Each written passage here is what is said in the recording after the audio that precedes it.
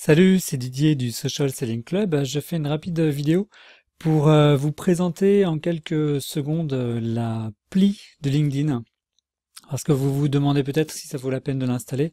Donc autant vous faire gagner quelques minutes en vous donnant un aperçu de ce qu'elle propose. Alors donc en fait je l'ai installé, là ce qu'on voit sur l'écran c'est la reproduction de ce que j'ai sur mon téléphone. Pour anecdote, pour passer des coups de fil, pour faire différentes opérations, en fait ce que j'ai fait c'est que j'ai branché mon téléphone sur mon ordinateur et je pilote le téléphone depuis l'ordinateur.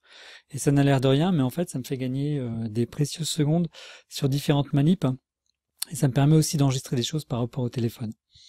Donc en fait je lance l'application LinkedIn que j'ai installée. Et donc j'arrive sur, là en l'occurrence c'est ma fiche profil.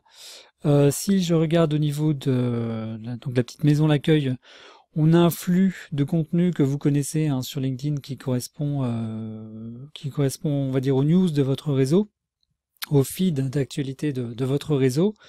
Ça fait vraiment Facebook clairement. Et c'est aussi lié à la stratégie de LinkedIn d'aller vers, on va dire, un réseau social qui permettent de publier du contenu et qui encourage la conversation entre les membres, ce qui est quand même pratique et assez efficace aussi en termes de prise de contact pour aller vers des gens qui auraient été peut-être difficiles d'accès de façon classique. Et c'est là où on voit que l'appel à froid est pas condamné, mais disons que il devient obsolète, c'est qu'on a des situations où vous allez pouvoir entrer en contact avec des gens vraiment intéressants, parfois de très haut niveau, simplement grâce à LinkedIn, dans le cadre d'une conversation. J'explique ça en détail en atelier, mais là clairement on voit que LinkedIn met l'accent dessus et ça se comprend tout à fait avec le social selling.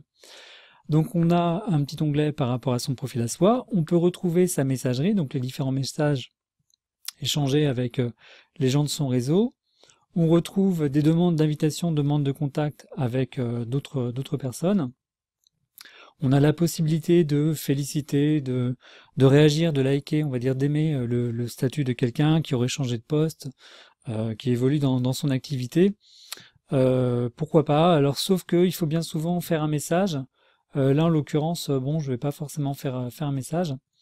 Mais quelque chose qu'on recommande et qui est tout à fait logique, c'est vraiment quand des gens intéressants pour vous sont dans une démarche de prise de contact ou si vous avez l'opportunité d'envoyer un message, faites-le vraiment quelques mots, quelques secondes. C'est une façon de, on va dire, se rappeler au bon souvenir des gens avec qui vous voulez travailler. Voilà. Ensuite, on a bon, différents outils par rapport à la gestion des profils. Je vais aller assez vite dessus. Le moteur de recherche qui est intéressant, une petite différence avec l'interface qu'on a sur le web. Si par exemple je cherche des CEO, je vais taper entrée directement. Donc, ok, donc là je vois pas mal. J'ai, enfin Thierry Breton dans mon niveau N-1. Donc tout l'intérêt, comme je l'explique en atelier, c'est de développer son réseau au maximum. Ça a été l'une de mes stratégies pour pouvoir avoir des gens en réseau en niveau N-1, facile d'accès à qui on pourra envoyer un message. Donc là, pour le coup, Thierry Breton, le nouveau enfin, ancien ministre et donc patron d'Atos, pourquoi pas. Sachant que c'est rigolo parce que ce matin même, il y a quelqu'un d'Atos qui m'a fait une demande de contact. Voilà, et bon, ceci explique peut-être cela. Donc on peut gérer les contacts, on a le moteur de recherche de LinkedIn qui permet de filtrer, et le filtrage se fait de façon graphique un peu différente. En fait, on va sélectionner les gens de son réseau du premier niveau, deuxième niveau, vraiment intéressant, troisième niveau, ça je l'utilise un peu moins, j'explique pourquoi en atelier. Vraiment tout ce qui est stratégique, c'est le deuxième niveau à mon sens.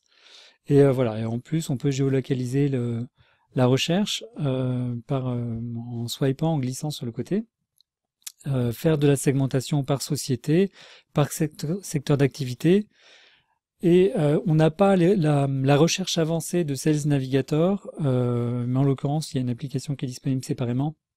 Et pour le coup, en ce qui concerne, on va dire, des aspects prospection, qualification de fichiers, c'est pas vraiment l'appli que je conseille d'utiliser, c'est vraiment le desktop, parce qu'en fait ça permet d'utiliser des outils connexes que j'explique en atelier. Alors faut-il installer l'appli sur son téléphone? Premier point, c'est une appli gratuite, donc c'est toujours intéressant d'avoir LinkedIn dans la poche.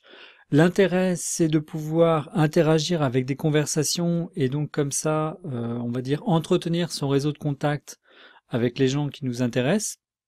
Donc là, pour cet aspect, vraiment, ça vaut la peine. L'autre avantage, c'est aussi de pouvoir valider certaines petites actions quand des gens veulent entrer en contact avec vous. Si vous avez quelques minutes dans le bus ou ailleurs, vous pouvez, pourquoi pas, donc valider et envoyer un petit message de remerciement. Donc ça prend juste quelques instants et ça peut se faire sur le mobile.